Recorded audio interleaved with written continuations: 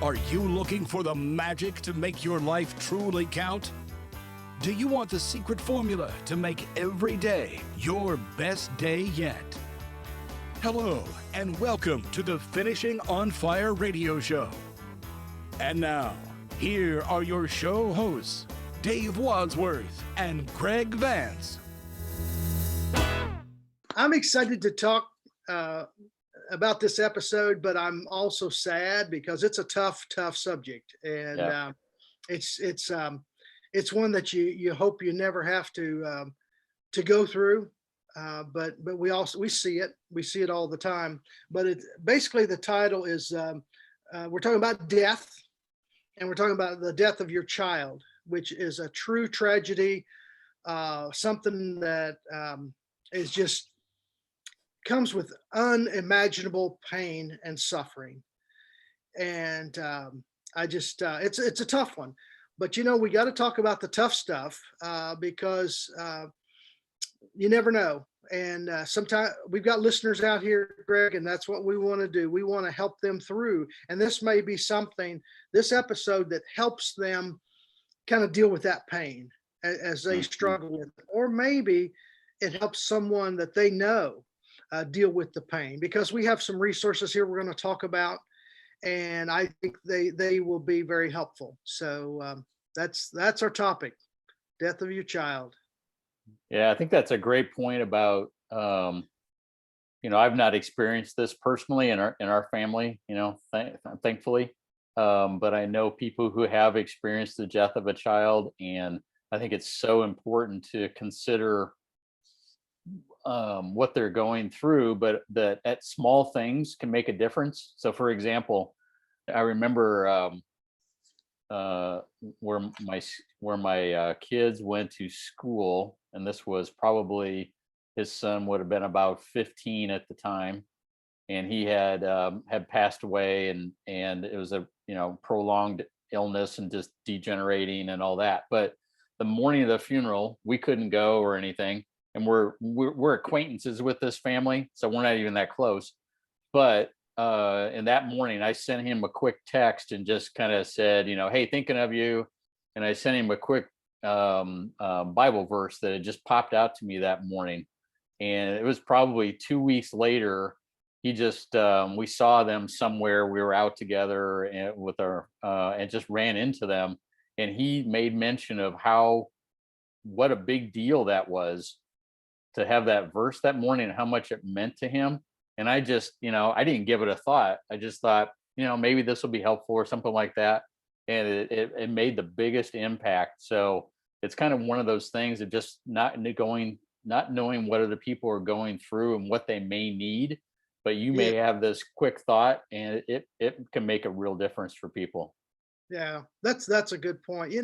We shouldn't ever hesitate on saying a kind word or doing a kind deed, or making a kind gesture to someone, especially someone we know that's dealt with a tragedy. So many times we don't have the words, but make the effort, and if you feel that nudge, how you have that gut feeling, it's like, wow, or somebody comes across your mind, send them a text, send them a note. Hey, I don't know exactly why, but I was thinking of you today, and I said a prayer for you because, whatever. And Right. And I tell you what, those really could be just what they need at that point. I just went through a situation. I have a friend, actually at my church, and his son, early 30s, his son just died immediately, just instantly. He had a heart attack. He kind of a heavy fellow, and wasn't in good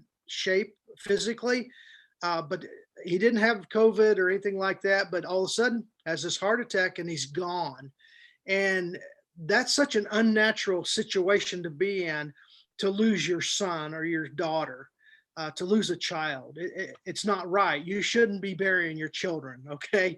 You're supposed to, in the grand scheme of life, you're supposed to live, and then your children, you'll pass on, and your children, take care of burying you. But to bury a child is something that is just so tragic. And Yes.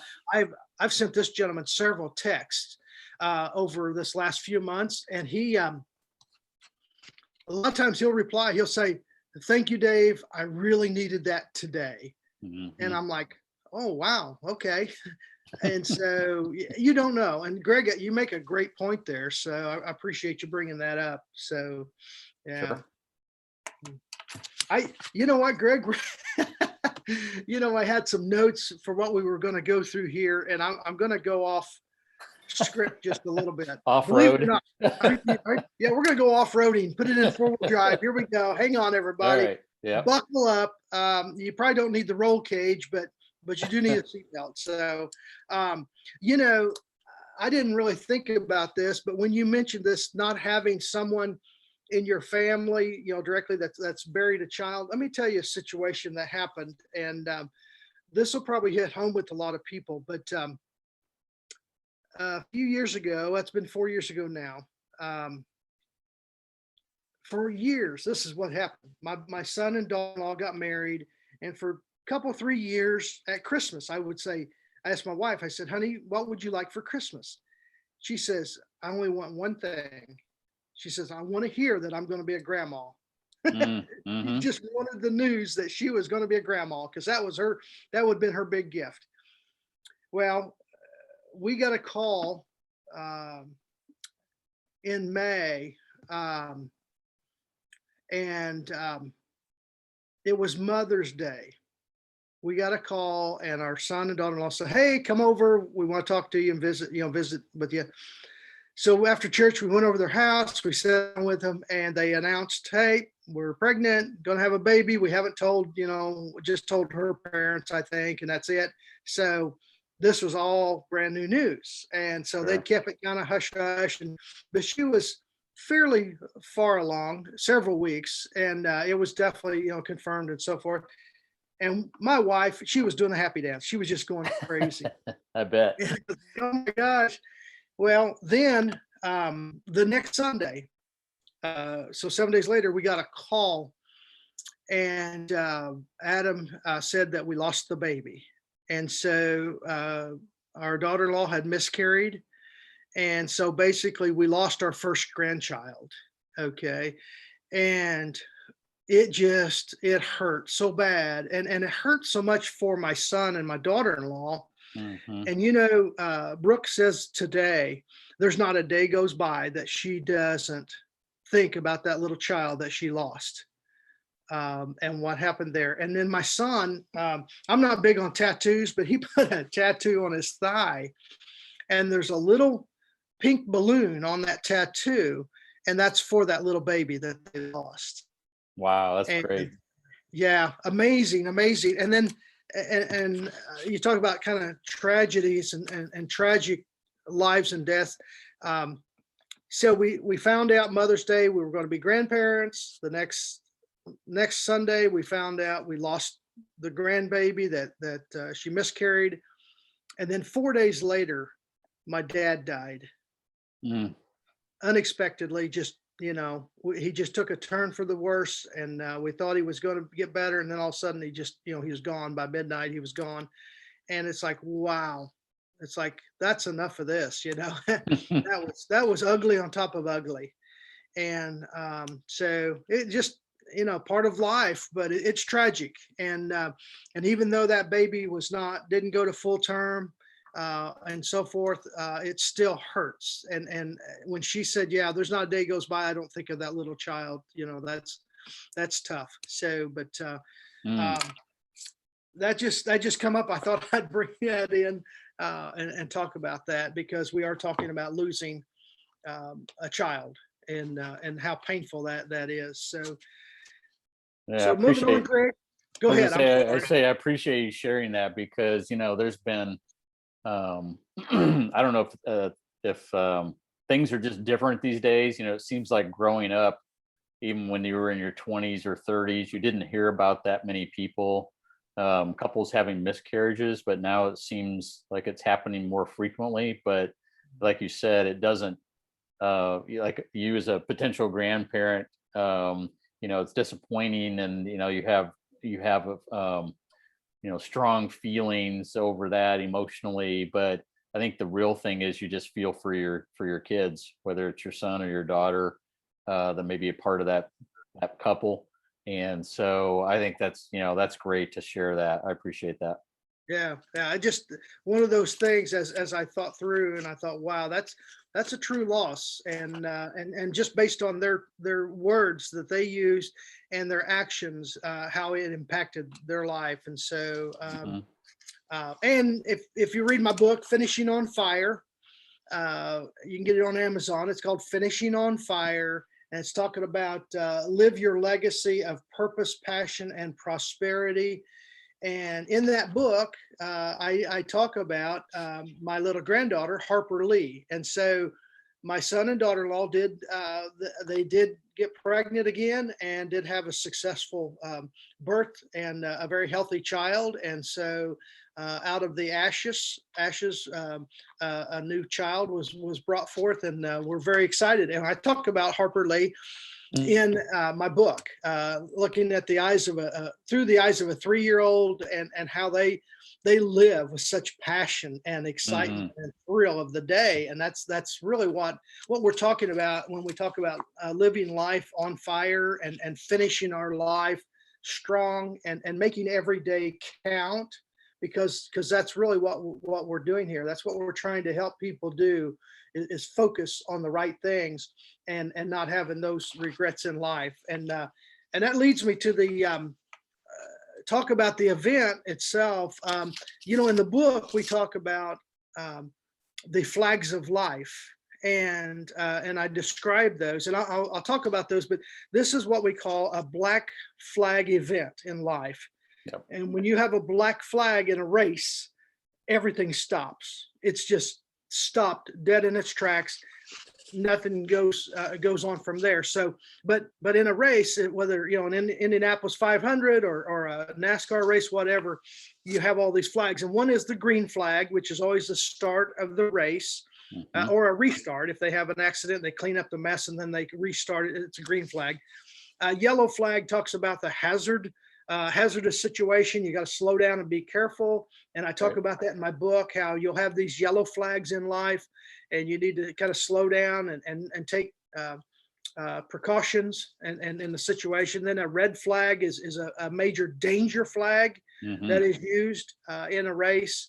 And then of course you have the white flag, which is your final lap flag in a race. And then the checkered flag is the victory lap. That's when you finish the race.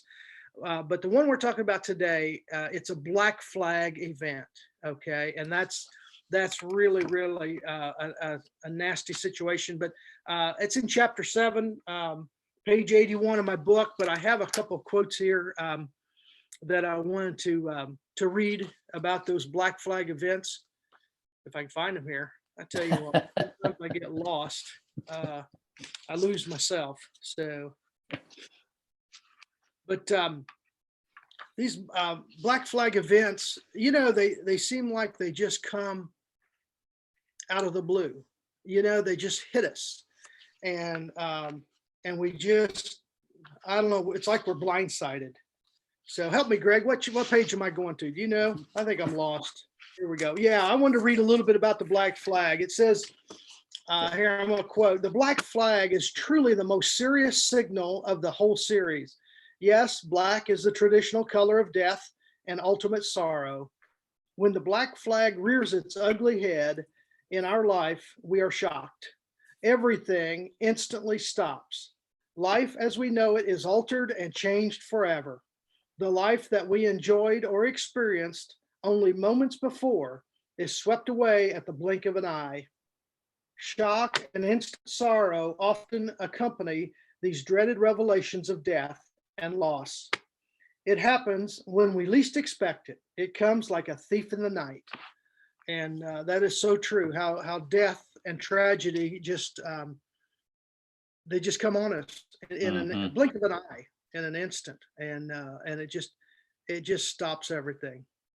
Yeah, I love your analogies of about the flags for auto racing, because that's the same way it is when you see a mishap or a serious accident in an auto race as well. It just happens at a moment's notice. and it's just, a shock to everybody, kind of like can be in life. And the thing today, our life seems like it's just speeding by. It's like we're Right. going at such breakneck speed, and just things are happening. Things are happening, and it's like, okay, you're just trying to keep up. You're trying to keep from getting run over, and then all of a sudden something happens like this. Everything comes to a screeching halt Right. because Time stops. time stops. That's a good way to say it. Yeah. Yeah. Yeah. Time stops because your life is totally upside down at that point. In an instant, everything has changed. Everything has changed. That person that has been a part of your life for maybe 1, 2, 3, 10, 20 years. Mhm. And at no age do you get to where, my mom is 86. I'm sure if one of her children, there's 4 of us, one of us would die, it would be a crushing blow to her, even at 86, and we're up there in age. And there's no point where losing a child isn't extremely painful. Exactly. But I think as a younger child, I think the tragedy is kind of multiplied. That's just kind of my thinking. Such a waste of life and potential. So Mhm. Mm. Yeah, thanks for sharing that. yeah. The one thing we had here, I'd read a book here not too long ago, and I wanted to bring that up. And it talks about losing a child, and so I thought it was very appropriate. It's called Lament for a Son. It's by Nick Walterstorff. It's hard to say, but anyway, it's called Lament for a Son. And I read that book, and he lost his son in a tragedy. It was a mountain climbing accident where he fell. He was by himself, which was a mistake. You don't ever climb alone, but Right. he went out, and he was fairly experienced, very adventuresome young man. I think you said the age was 25, didn't you? 25. Yeah, I was 25 years old. Yeah. And he was in Austria. So he was in, I guess that'd be considered Eastern Europe. And he was climbing. He had gone over there. He had been through college. He had started his career. A very successful young man, very bright young man. And one day he's hiking up the mountain, and an accident occurs, and he falls to his death. And his dad, this Nick, talks about the whole process of his life. All of a sudden, he's lost a son. He gets contacted by the folks over in Austria, and all of a sudden their world changes. Yes. And he just talks about the pain, each step that they go through. He had to fly to Austria to identify his son, and take possession of his body, and have him sent back to the U.S. for proper burial. And he goes through all the feelings and emotions of losing his son, and just instantly his life changing, and all the possibilities that were lost. The potential of his son was immense. Right. What he could have done, and he had already accomplished so much in his life, and yet here's a dad who is mourning, and of course mom and friends and family alike. They're just, and it's almost like, and this is part of I think his grieving process, that he went through, and he wanted to help others understand, that they're not alone. And he tried to explain, and also I think what he kind of explained here was how, like you said, how do you respond to someone that has lost a son, Mm-hmm.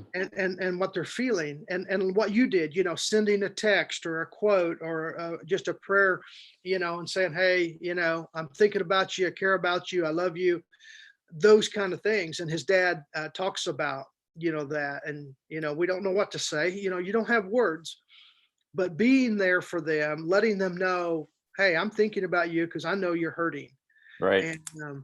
And that's a really good resource. I think people if you've lost a child, this is a good book you need to check into, to read it, and because it goes through that whole grieving process and the questions, so many questions. I remember him asking, Mhm. why this, why that, and he talked about getting his son's possessions, his hiking boots, and do you pass those on to someone? Do you, to give them to a friend that can use them, or what do you do? I mean, uh, Right. just those weird questions that go through your mind that, it reminds me of something, a time that I didn't understand this, but my mother-in-law passed away. She lived in a high-rise apartment, an elderly folks apartment in Washington, Indiana. And I remember the day she passed. We went to her apartment. We got her, and we said, Dorothy, we got to take you to to a nursing home, because you just cannot. She got to the point where she couldn't live on her own. We took her to the nursing home, and then within a few hours, they transported her to the hospital. And then I believe it was by midnight, she was dead. She passed. I mean, it was that quick, just boom, boom, boom. And I remember, sitting in the van. I was waiting for Glenda to come down. It was just me and Dorothy, and she asked how I was doing, and we talked a little bit, just kind of small talk. And I just remember, hearing her breathe, and just the struggling. And my wife later mentioned that typically that's what they call a death rattle, when they Mm. get to a point where they're, and I didn't realize, she was that close. And when we thought she was, okay, because we put her in the nursing home, she checked in, everything. She kind of got situated, and then all of a sudden I think it was maybe 4 hours later or 5 hours, then they transported. They said, "Oh, we need to take her to the hospital." So they transported her, and she was gone quickly, very quickly. So, but you just don't know. But here's the thing that I didn't realize: we immediately had to go in and clean out the apartment, and she had a lot of clothing. She had some nice clothing, nothing, Mhm. you know, uh, fancy, but nice. And we went down, we got off the elevator, and we run into a lady that had lived there, and she knew, Dorothy and stuff. And she asked about her clothing. She said, Dorothy had some nice clothes, you know, um, did you get rid of those? And we had taken those to Goodwill or Salvation Army there, and we never really thought about the residents right there that Mm. she lived with on a daily basis. They could have made good use of her clothes, because they would see her, down in the recreation room and stuff. And I thought, my mindset wasn't there, to think, oh my goodness, these people here, they could have used all this stuff. And we, of course, somebody got used because we took it to Goodwill or Salvation Army, but Sure.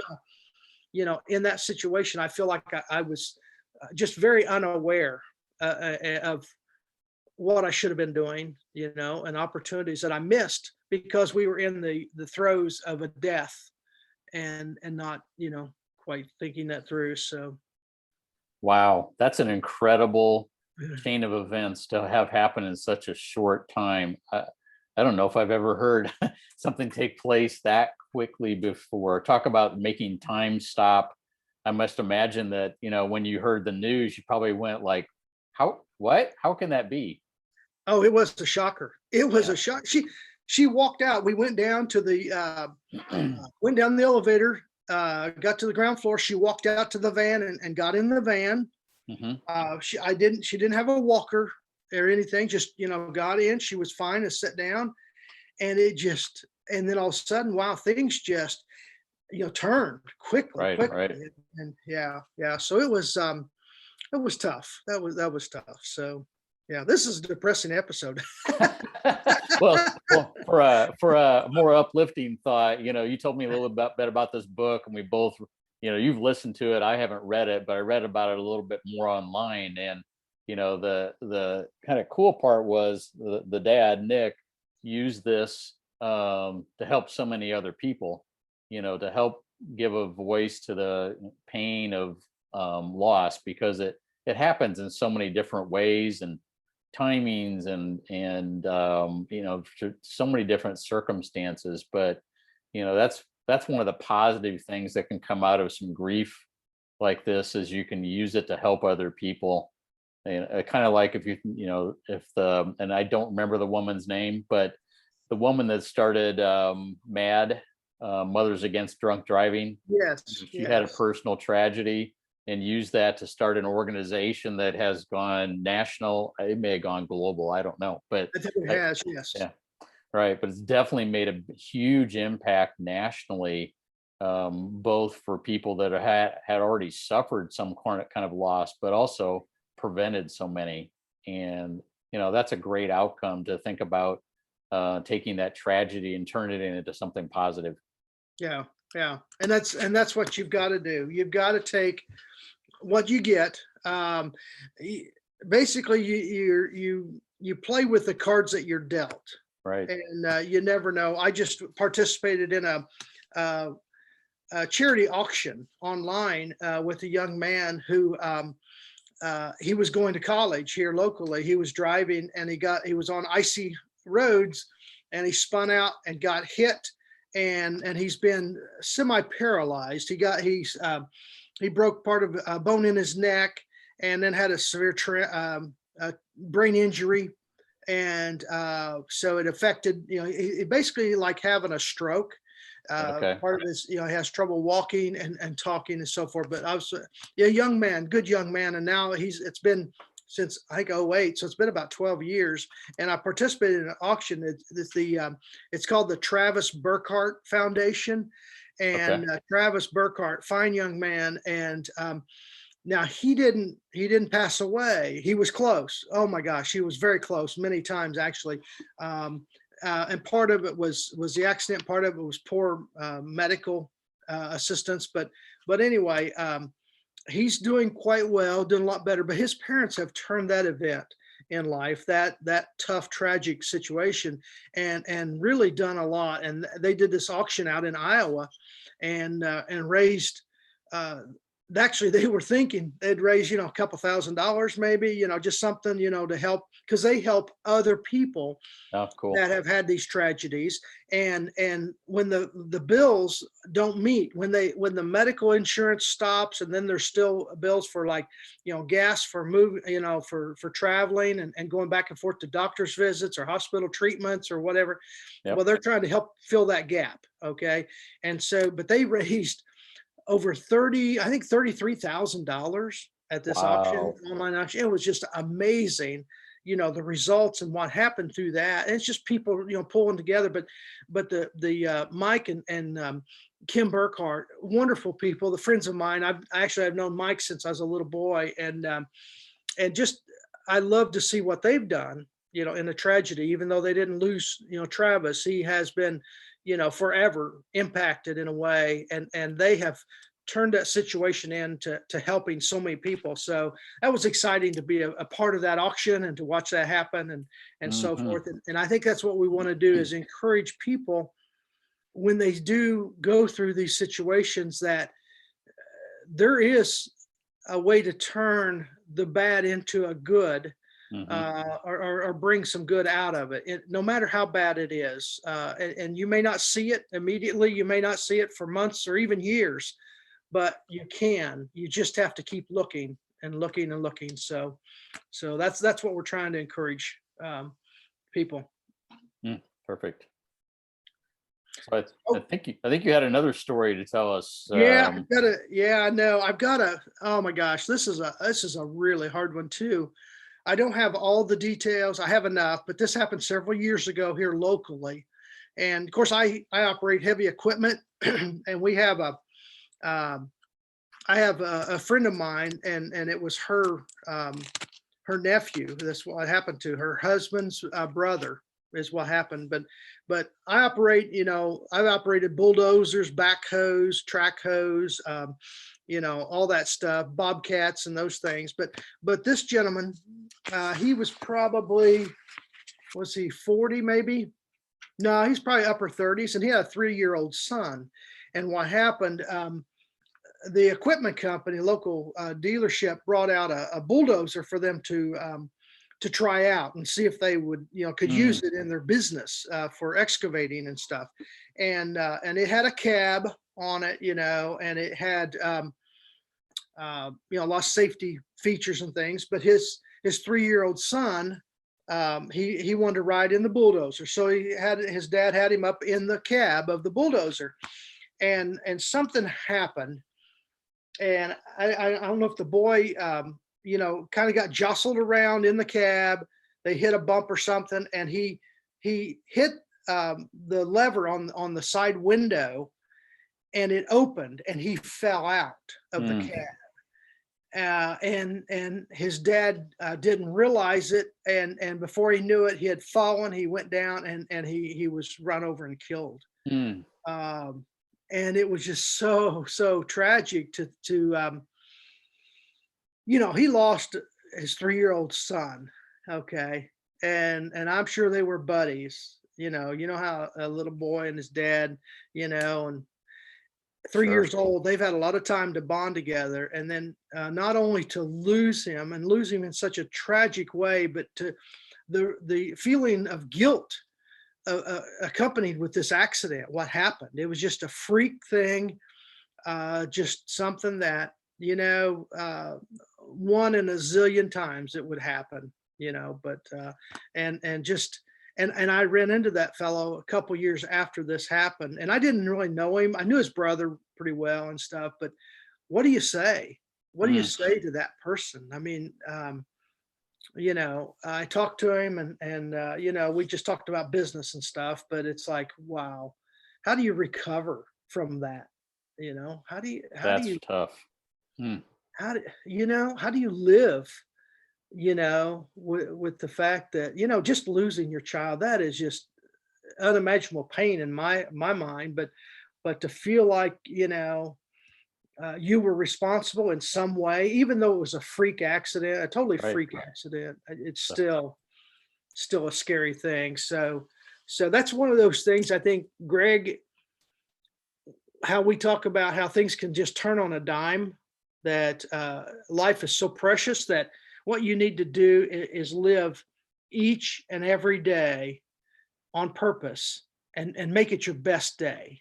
And enjoy the people you're with, and the things that you're doing. And I've got a quote I'll bring up here after a while about that, and basically, talking about in the book, it talks about focusing on, living each day. But yeah, that's a tragedy that happened that I just, and I ran into another guy here maybe a year or so ago. He was the equipment guy that had talked to this fellow and said, hey, I want you to try out this bulldozer. And he was the one that got it out there, delivered it out to their farm or their property, so they could use it on a project and try it out for the weekend. Sure. And he said, yeah, I was the one that, that got him the bulldozer and stuff. And I'm like, how would that make you feel? Exactly. I mean, so this thing has a lot of tentacles that reach out, and just, there's a lot of guilt and shame and regrets to go around, even though it was just an accident. It was just a tragedy and stuff. So just, I don't know. It's tough. I can't imagine that. So, there's another, we were talking here, another story that is actually pretty famous. You probably heard of the singer Stephen Curtis Chapman. Yes. Oh, yes. Yeah. And the tragedy that I believe all of their children are adopted. But anyway, there was an accident that took place when one of their little girls, her name was Maria, if I remember right, that she was accidentally hit in their driveway by their son, who didn't see her. She ran in the path of the vehicle. And so the way they've dealt with that is that they've established an ongoing nonprofit that helps other people adopt, overseas adoptions and things like that. And so that's how they've kind of poured into the suffering that they've had as a result of that, to, Yeah. just as another way to make something positive out of it. Yeah. Yeah. That's awesome. I know. I think they may live or have a place down here on Kentucky Lake. I'd heard Okay. just Okay. down below, a couple hours away from here, hour and a half actually from where I live. So yeah, isn't that amazing how Yeah. people will do that, and it just helps you. I think what you do, you focus and you say, wow, life is precious and life is, fleeting at times, and just, oh my gosh, and how precious life is. It really is. So, Yeah. And wow. think about the alternative. I mean, if you were to think about, you or me were to think about ourselves, and how would you react in a situation like that? And the first thought is, you think, I'm just going to crawl up in a ball and go Yeah. away and never talk to anybody again. So it's so encouraging to see somebody that's able to take the energy and put it in a positive direction. That inspires me. Yeah. Yeah. I think, I was just thinking this before we came on the show, which is kind of weird. Um, I built a lake behind my house. You've seen it. You've been here. I've got a Yep. couple islands, and I have a big rope swing and a zip line. Really cool stuff. And Harper, she's going to be 4 in June 22nd. And we talk about her coming out to fish and have fun. And eventually she'll be swimming in the lake, and she'll be, swinging off the zip line or the rope swing. It's huge, great big rope swing, and then zip line, all that stuff. And I just, thoughts have gone through my mind. What if something happened with her? Yeah. I remember when I was building the lake, I actually borrowed a bulldozer. I borrowed a tractor and a scraper, a pan to move the dirt. And I built the lake myself. I actually engineered it, had it all designed, and then set on it for 5 years. This is the way my wife tells the story. This is great. I set on the design. I had it engineered, and I designed the water level to be 1 foot below our basement floor, which it's close enough that if the water would back up somehow underground, it wouldn't flood the house. It wouldn't flood the basement because the Okay. water level is below the basement floor. But I just designed it that way. But I built that lake, and I would just pray and pray and pray that nobody would ever get hurt out here. And we've Sure. had hundreds and hundreds of kids. We had youth groups and different groups of kids from the church. They come out. We've had as many as, I think we had 500 kids one summer. Oh my gosh. It was crazy. But I mean, I was on that dozer, and I prayed and prayed and prayed that nobody would get hurt. But I thought, if Harper was out here and somehow, there was an accident and she drowned or something, Greg, I think I would almost just go in and drown myself. I mean, you just want to, you'd Right. want to die. You absolutely would want to die. And I just can't imagine people going through this and the pain. And I hate talking about it, but it happens. Things happen. Things happen, right? And Totally out of our control. yeah, they're out of our control. And so, and we don't understand it. We just have to deal with it. So anyway, hey, we need to move on. Yeah. We'll be talking all day on this. I do want to bring in this point. There's a movie I watched here recently, and I'd mentioned to you earlier, Greg, and it's about a young man that passed away, and he really made his life count. The movie, the kid's name is Zach Sobiek, something like that. Sobiek, I think it was. And the movie was made by Disney. It's called Clouds, Clouds, clouds, like in the sky.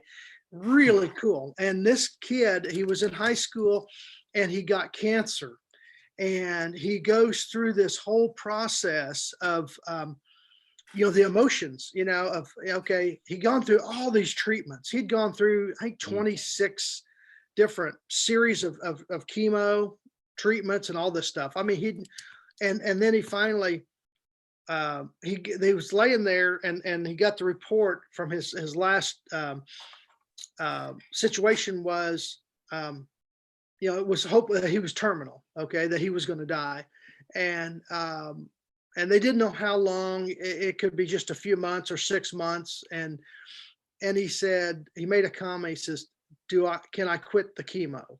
He asked his mom and dad in there, can I quit the chemo? Because it had just ripped him to pieces. I mean, every time, just how chemo does, it just destroys your immune system, and then you're like have to build it up, and it's just like Right. it's squashing you. But he says, and then he had a goal. He wanted to make it to prom, which had been the next fall or next spring. Okay, and this was in the summer, fall. He was back in school. And so it goes through, and his mom encouraged him to write letters to people and talk about this, and just, tell people how he was feeling and what he was thinking, and, just expressing to them. And instead, him and his friend, who's a girl, they were buddies from way back. They started writing songs, and they would, he had a guitar, he'd play guitar, and they would write songs, and they were really pretty good songs. And one of them they put on YouTube, I think it was, and it went viral. I mean, it just went crazy. And you got, I don't know, 1 million some songs they had actually ended up downloads from Apple. I think it was between 1 and 2 million. It was a bunch. And they ended up cutting an album. And this movie is really awesome. It's called Clouds, and Okay. it's Zach Sobiek story. And that is one where instead of an immediate death, we're talking about a mother losing her child over time, and going through the ups and downs of the treatment. And then, and then can you imagine, the parent, they feel so helpless. Right. It's not like a broken leg where you say, okay, we're going to get you, an x-ray. We're going to figure out, do we need to put pins in it, or do we just need to set it and, and cast it and then give it time and all this? It's not that way. It Right. was terminal. And so it goes through this whole process, and it was just a great movie. So, but I wanted to bring that up, and I have a quote. I had another quote in here in the book I wanted to talk about. Okay. Trying to think here. No, actually, this was from the movie. This is what I want. Oh, I love this. And this is we can kind of wrap this up with this. We talk about our 2-minute warning and going into that, and that's what we're going to talk about here. But the quote is, this is what Zach said, and this is so great. You don't have to know you are dying to start living. I love that. Wow, that's a great quote. You don't have to know you are dying to start living. And I think so many times, especially with somebody that's terminal, all of a sudden, it's not a black flag. I mean, they haven't died yet, but they know they're going to die. And so all of a sudden it's like, whoa, my priorities have changed, because why do I have to go to college now? Or why do I have to go to class? Why do I have to do these things? And he went through that whole process. Why do I need to fill out my college? He had a college essay he was going to write. Well, why do I need to write a college essay? Because I'm not even going to live to get to college, and so you go through all these emotions, but I love that quote. You don't have to know you're dying to start living. And I think we just need to start living. We need to realize that, today could be it. So we need to start living. And so I think our 2-minute warning that I want to bring out.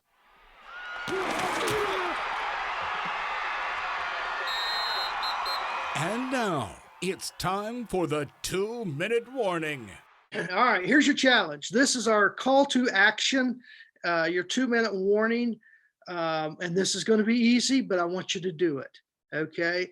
I want you to go and rent or download this movie. I want you to watch the movie Clouds, the Disney movie. It's called Clouds, the Zach Sobiek story. Listen, you will thank me later. So I'm telling you, you do this. This is a challenge. Do it now, because it will help you to get your perspective correct. If you've lost a child, or somebody that has, this will help you with some of those emotions, and maybe some of the things that through this movie that you'll say, oh, I need to do that to help this person through it. So that's your challenge. That's what we want you to do. Watch the movie Clouds. Thank you for listening to the Finishing on Fire radio show. Be sure to visit finishingonfire.com for more great content. Go light your world.